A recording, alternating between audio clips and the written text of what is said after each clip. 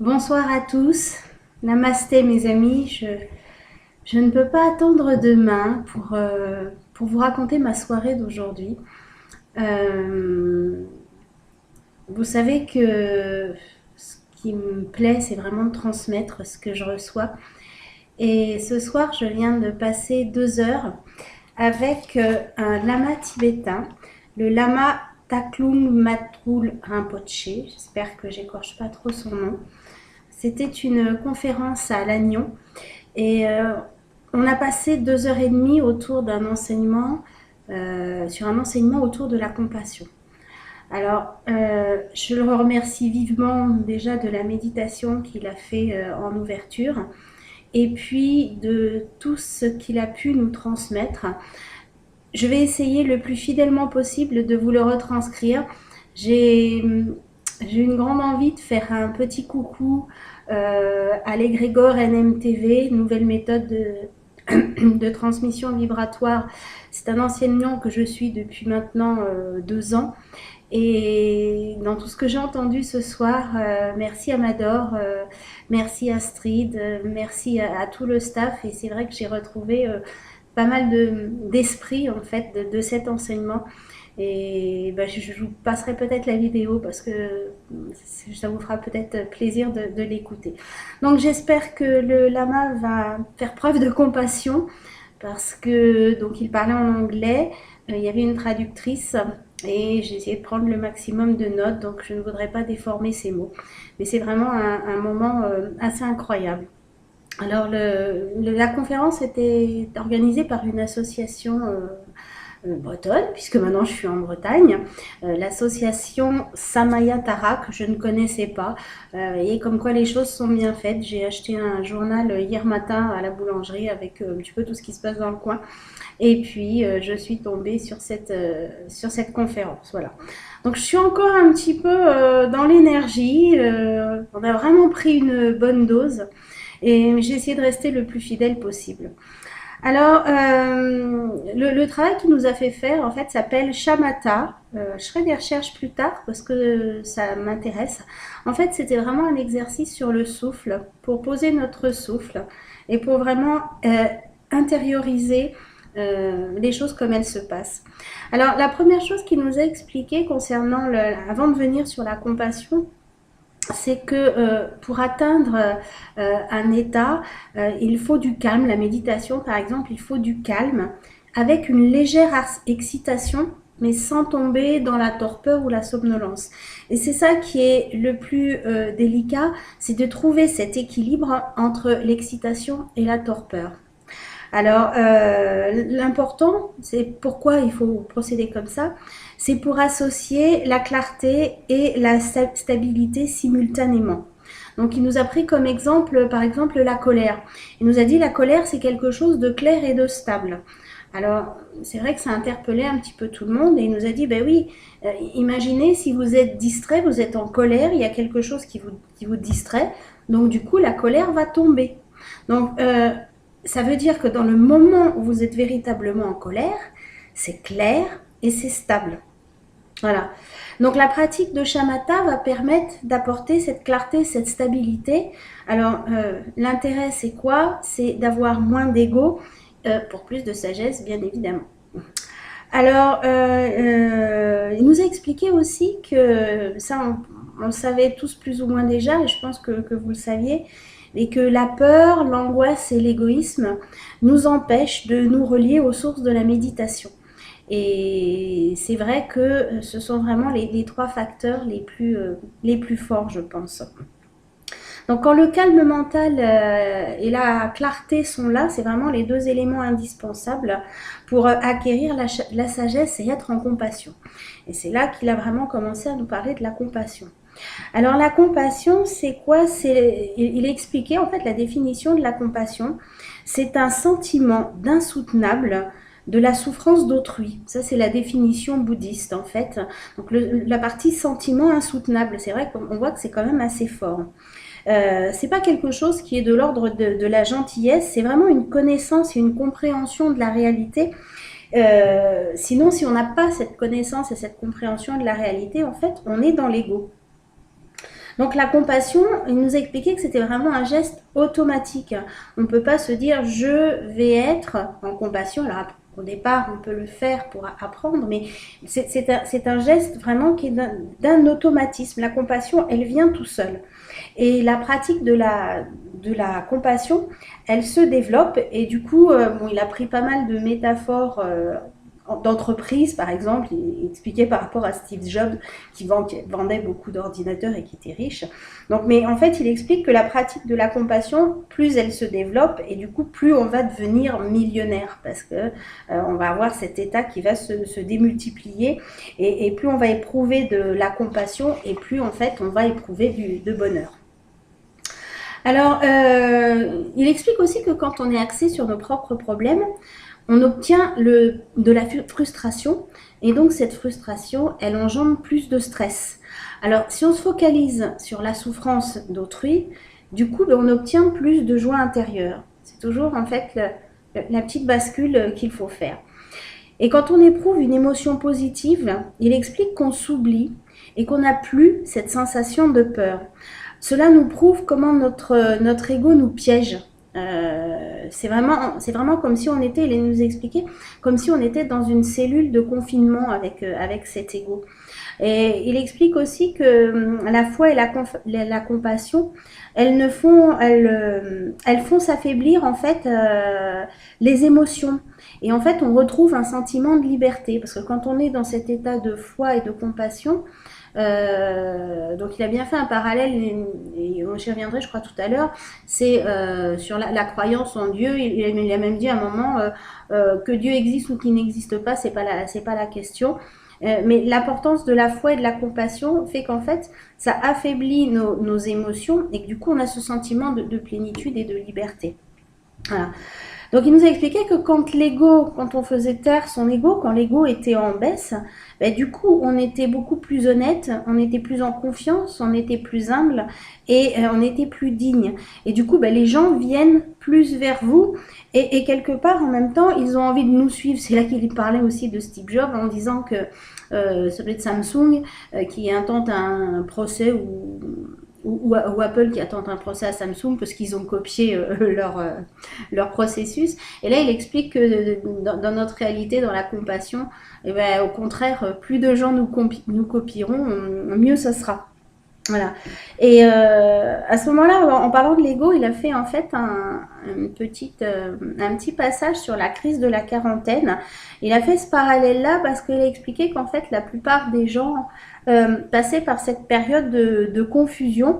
Et en fait, l'important, c'était d'aller au-delà de l'ego. Et c'était la solution, justement, pour passer au-delà de tous les problèmes que l'on a. La compassion, en fait, c'est quelque chose qui nous dépasse. Et en la pratiquant, eh bien, on attire des bienfaits autour de nous. C'est pour ça qu'il disait tout à l'heure, bah, les gens vont vous copier, quoi. Et la personne qui en bénéficie, peu importe le résultat, peut-être qu'elle va être, elle, suspicieuse. C'est vrai que souvent, quand on a de la compassion envers quelqu'un, ils ont du mal peut-être parfois à croire que c'est sincère et à quoi ça va servir. Donc il nous expliquait que même si la personne était suspicieuse et qu'elle n'allait pas en bénéficier véritablement, peu importait du moment que nous on avait été sincères dans notre compassion, c'était bon pour nous et c'était bon pour tout en fait. Alors, ça, c'est les bienfaits, on va dire, de base, à notre niveau à nous. Et il allait un petit peu plus loin. En fait, le véritable bienfait au niveau spirituel, il a expliqué qu'il allait au-delà de tout ça parce que nous évoluons chaque jour bien plus vite quand nous n'avons plus de handicap et nous évoluons plus vite vers l'éveil. Donc, d'où l'importance ben, de devenir une source d'inspiration, parce que du coup on devient une source d'inspiration, et de se débarrasser entre guillemets de l'ego. Alors il a pris un exemple, je n'ai pas compris le nom parce que c'était un nom, c'est une phrase indienne et je rechercherai si je peux retrouver. C'est le surnom qu'on donne au lama, c'est un joyau qui accomplit tous les souhaits. Et bien, il nous a dit que voilà, plus vous serez dans la compassion, plus vous deviendrez une source d'inspiration et plus vous deviendrez un joyau qui accomplit tous les souhaits. C'est joliment dit, hein. On a tous envie d'être des joyaux. Voilà, donc ça c'était en fait la base de sa conférence. Bon, je ne veux pas tout vous redonner en détail parce que c'est vrai qu'elle a quand même duré plus d'une heure, euh, plus d'une heure de conférence. Et puis après, il y a eu les questions-réponses. Donc pour les questions-réponses, ben, je vais vous en partager quelques-unes parce qu'il y en a qui étaient vraiment très très très intéressantes. Et ce qu'il a développé derrière, c'est... Enfin, moi j'ai trouvé ça un petit peu magique. Enfin, magique, oui et non, parce que finalement, ça va dans la continuité de ce que je disais tout à l'heure et de l'enseignement NMTV que je reçois depuis 2 ans. Et en fait, qui me parle bien et qui a apporté et qui m'apporte encore tous les changements qui se passent en moi et qui font que euh, c'est quand même beaucoup plus agréable euh, à tous les niveaux. Alors la première question qu'une personne a posée, c'est puisque l'ego c'est l'obstacle, comment s'en débarrasser? Et la dame, elle avait beaucoup d'humour parce qu'elle disait parce que j'ai l'impression que plus j'essaye de me débarrasser de mon ego, et au final, plus il se renforce. Donc effectivement, ça fait rire tout le monde. C'est vraiment une soirée avec beaucoup d'humour parce que il a beaucoup d'humour, le lama tibétain. Donc en fait, alors, il nous a expliqué, donc en réponse à cette femme, il lui a expliqué, enfin, il nous a expliqué que quand on essaye de se débarrasser de l'ego, en fait, il y a une chose importante, c'est qui essaye de se débarrasser de l'ego. Est-ce que c'est l'ego qui essaye de se débarrasser de l'ego? Parce que si c'est l'ego qui essaye de se débarrasser de l'ego, ben, résultat, on tourne en rond et ça n'avance pas à grand-chose. Voilà. Donc, il nous a expliqué aussi qu'il y avait plusieurs sortes d'ego. En fait, il y a plusieurs sortes d'ego. Il y a un ego sain, donc c'est-à-dire l'ego non nuisible, et il y a l'ego nocif, c'est celui que la personne ne maîtrise pas. Et elle nous met en cellule de confinement. En fait, c'est nous-mêmes qui le créons, cet ego qui nous met en cellule de confinement.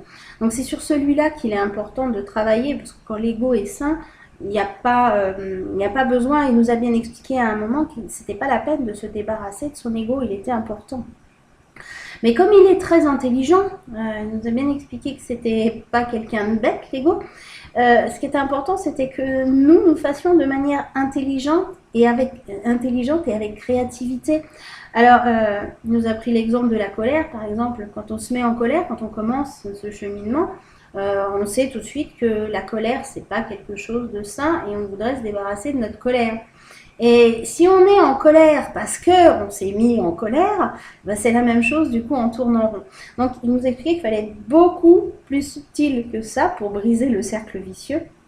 Et qu'en fait, il fallait s'appuyer sur une extension de la connaissance, de la sagesse, et que ça allait nous apporter de la réalité et dissiper les illusions que nous nous créons nous-mêmes. Là, j'ai noté vraiment la phrase entière parce que je trouvais qu'elle était vraiment très forte. Ce qui était important, c'est de comprendre le sens de l'ego. En fait, c'est l'attachement à l'ego qui est nocif. C'est pas l'ego en lui-même, c'est l'attachement qu'on peut avoir à travers lui. Donc la solution, c'est quoi? Il nous a dit, c'est d'abord de commencer par s'observer. Alors, est-ce qu'on a une attitude, par exemple, critique à notre égard? Est-ce que nous nous sentons souvent menacés?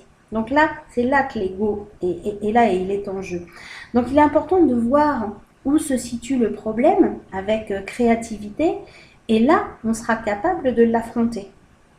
Alors, il a rappelé encore une fois qu'il s'agissait, pardon, je suis un peu fatiguée, je suis encore un petit peu dans l'énergie, en fait, je ne sais plus où j'en suis, oui, qu'il s'agit aussi des émotions, parce que les émotions sont très liées vraiment à cette notion d'ego.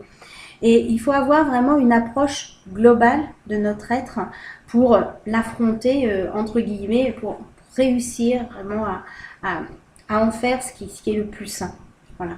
Alors, ne pas penser que l'ego est mauvais. Ça, il l'a dit plusieurs fois. L'ego n'est pas mauvais.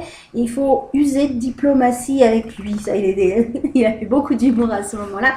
C'est qu'il faut être très diplomate avec l'ego parce qu'il est très intelligent. Voilà. Alors, il a parlé aussi d'une chose qui était importante, c'est que parfois quand on veut être bon, être charitable, en fait, sans trop s'en rendre compte, en fait, on fait le jeu de l'ego. Et pour ça, il a fait référence à Trungpa par rapport à son livre Le matérialisme spirituel. Alors c'est génial parce que c'est le livre qu'on est en train de lire pour le niveau 6, le niveau 7 d'NMTV cet été. Donc merci Amador, petit clin d'œil parce que voilà, il est encore là, c'est encore un signe. Et donc l'ego est très malin et il peut jouer à n'importe quel jeu et à n'importe quel moment. Donc là, c'est important d'être vigilant. Voilà pour cette première question de la dame qui avait l'impression de renforcer son ego par moment. Alors une deuxième question, je regarde si elle est intéressante. Oui, celle-là elle est pas mal parce qu'en fait c'est un monsieur qui a demandé comment les illusions nous freinent-elles dans notre pratique spirituelle. Donc en fait, il nous a expliqué que la pratique spirituelle, c'est pas simplement être gentil. La pratique spirituelle, elle est d'abord enracinée dans notre psychologie, dans notre psycho, et dans la manière dont on s'adapte aux réalités. En fait, c'est souvent ce qui nous empêche d'accéder à la spiritualité, parce que cette illusion, elle est enracinée. La pratique, elle est enracinée dans la réalité. Je m'explique. En fait, ce qu'il disait, c'est que l'illusion, c'est un obstacle à l'accomplissement de cette réalité. Parce que nous créons, en fait, nos propres illusions. Et c'est ça qu'il nous a montré. Donc, il explique que dans le bouddhisme, on pense, alors il a toujours, sur beaucoup de choses, c'est ça qui était très intéressant parce que il a donné des avis, mais par rapport au bouddhisme. Et souvent, il revenait sur le fait que on ne pouvait pas donner une réponse générale. Vous verrez tout à l'heure, je vais vous parler d'une question importante, enfin, que quelqu'un a posée, qui était un petit peu une question insolite. Tout le monde s'est demandé qu'est-ce qu'elle venait faire là, mais finalement, c'était très très intéressant ce qu'il a dit. Et toujours, il faisait référence, voilà, je vous réponds par rapport à la philosophie bouddhiste, parce que je ne peux pas forcément vous répondre de façon générale. Ça s'adapte, enfin, c'est pas que ça s'adapte pas, c'est que lui, c'est sa réponse par rapport au bouddhisme. Donc, il explique que dans le bouddhisme, on pense que tous les problèmes que l'on rencontre sont le résultat de l'illusion. En fait, cette illusion, elle est souvent, presque toujours, dans ce cas de l'ignorance. C'est parce qu'on ne sait pas qu'on crée une illusion derrière. Donc, il expliquait que la pratique de la spiritualité, elle tendait à faire s'écrouler toutes les illusions de notre esprit. Mais du coup, c'est comme un petit mécanisme qui va détruire les illusions. Et l'illusion et la pratique spirituelle sont antinomiques. Donc, ça veut dire que plus on va pratiquer, plus on va avoir de pratiques spirituelles, la méditation par exemple, ou des exercices comme il nous a fait tout à l'heure, je ne me rappelle plus le nom, c'était joli comme nom d'ailleurs, je ne l'ai plus, enfin c'est pas grave, on le retrouve au début. Mais en fait, la pratique spirituelle, plus on va la pratiquer en fait, et plus du coup on va pouvoir se débarrasser de ces illusions et d'être quelque part dans la réalité. Alors j'en viens à ma question insolite puisqu'elle est là. Donc une personne a demandé: l'euthanasie est-elle un acte de compassion? Alors c'est vrai que ça a interloqué pas mal de monde. Et il a réfléchi un moment avant de donner sa réponse. Même lui, on voyait bien qu'il réfléchissait. Et il a commencé par avouer qu'effectivement, il y a quelque temps, il avait pensé à cette question, mais qu'il n'avait pas pris le temps encore d'y réfléchir à fond. Et donc, sa réponse, elle n'était pas travaillée quelque part, il n'avait pas eu le temps de méditer dessus à fond. Donc, il nous a dit déjà que chaque histoire était différente. Déjà, chaque histoire par rapport au pays. Il expliquait, bon, il y a des pays qui autorisent l'euthanasie, des pays qui ne l'autorisent pas. Il expliquait même que dans certains pays, à partir de 18 ans, on avait le droit de choisir de mourir. Donc, voilà. Donc, il a dit d'abord, il faut essayer de regarder ce qui se passe dans le pays, autorisé ou pas. Et puis surtout, essayer de comprendre les choses dans un autre contexte. Et là, il est revenu encore par rapport au contexte bouddhiste. Et il nous a expliqué que au niveau du bouddhisme, c'est la loi du karma qui fait foi. Donc la loi du karma, c'est quoi? C'est la loi de cause à effet, n'est-ce pas, Amador? C'est-à-dire que c'est ce qu'on a accumulé dans une autre vie. Alors, il nous a expliqué que c'est pas une histoire de mériter de souffrir ou non. Hein, c'est pas on est dans une caste et puis bah, vous avez fait mal dans une vie précédente, donc vous allez souffrir. C'est pas du tout ça. Comme exemple, il nous a pris, et ça je trouve que c'est vraiment parlant, il nous a dit par exemple, si vous n'avez pas assez étudié à l'école, vous n'aurez peut-être pas un travail intéressant, bien rémunéré, qui vous plaira. Donc, vous n'avez pas mérité de ne pas avoir un bon travail. C'est juste une conséquence de ce que vous avez fait, de vos comportements, par exemple, tout au long de votre apprentissage. Et il a bien insisté sur le fait que personne ne mérite de souffrir. Cependant, il a ajouté, alors toujours d'après le bouddhisme et le karma, donc si on évite dans cette vie-là de souffrir par rapport au karma précédent, ben, ça ne fera qu'une accumulation dans une prochaine vie. Et donc, il y aura encore plus, quelque part, à éliminer, entre guillemets. Il a expliqué aussi qu'il fallait aller voir aussi à l'intérieur d'une trame mentale par rapport à la personne qui parle d'euthanasie.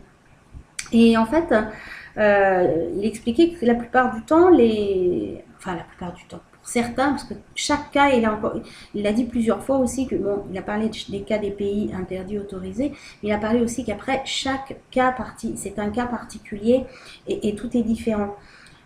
Pour chacun d'entre nous, pour chacune des personnes qui sont dans cet état d'esprit.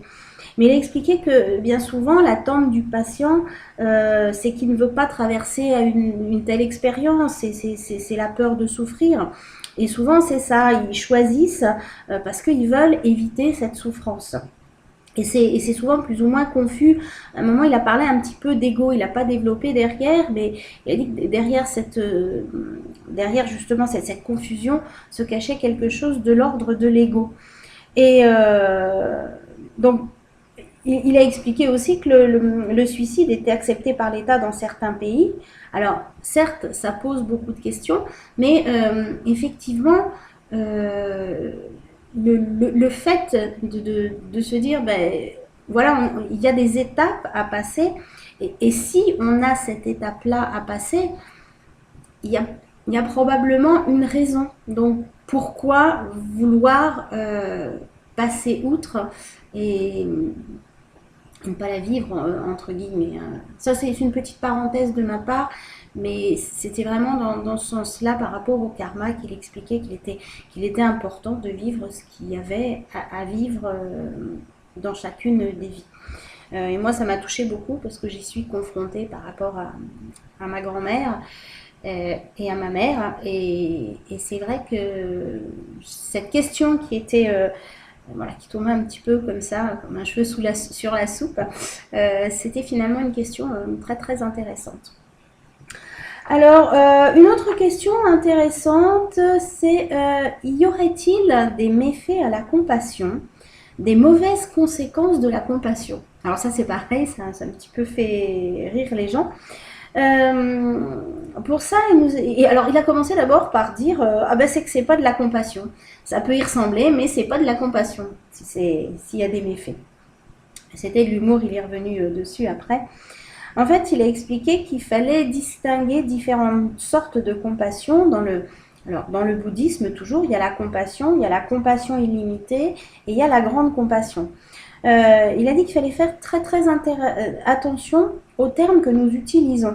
Alors, il nous a pris l'exemple, par exemple, de la patience. Dans le langage courant, la patience, c'est quoi? C'est une sorte de colère un petit peu rentrée, d'attendre quelque chose, mais c'est pas un état interne véritablement sain. Par contre, en bouddhisme, c'est tout à fait différent. La patience, c'est une force qui permet de digérer sans se mettre en colère. Parce qu'en fait, la colère, à l'inverse, c'est une faiblesse. Donc, il a bien précisé que dans la spiritualité, les mots s'affinaient complètement différemment. Donc c'était important d'avoir cette notion-là. Alors c'est pour ça qu'il a plaisanté sur le fait que ce n'est peut-être pas de la compassion. Mais il a ajouté aussi que par rapport à la personne, il lui a dit, vous avez raison, parce que trop de compassion, c'est pas bon non plus, j'ai envie de dire, trop de compassion tue la compassion. C'est pas dans ce sens-là, c'est simplement que si vous avez trop de compassion, il a expliqué que votre colère, alors ça c'est un proverbe tibétain, donc il nous l'a dit en anglais traduit en français, mais si vous avez trop de compassion, votre colère n'aura pas de fin, car tout le monde profitera de vous. Donc on en revient au même processus, c'est que du coup en ayant trop de compassion, en ne sachant pas dire non, et au fond nous-mêmes, il y aura une certaine colère qui sera là et les gens profiteront de nous, et donc c'est pas forcément... voilà, donc bon, c'est le proverbe tibétain. Chacun verra ce qu'il ressent, si ça lui parle ou non.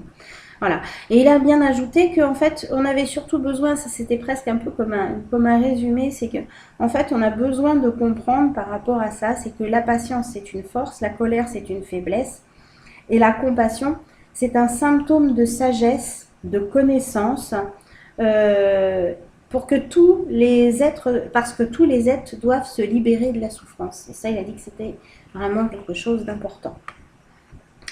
Alors, une autre question qui était un petit peu... Alors, ça va être difficile de vous la reformuler parce qu'elle était déjà pas véritablement claire. La traductrice a même peiné à la traduire. Le monsieur était un petit peu parti. Donc, la compassion, on peut faire peur. Ça peut sembler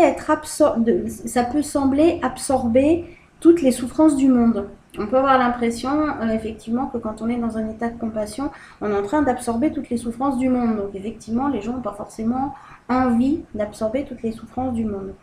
Alors, il a demandé, est-ce qu'on peut avoir de la compassion sans souffrir à l'intérieur, et est-ce que l'ego apporte la souffrance?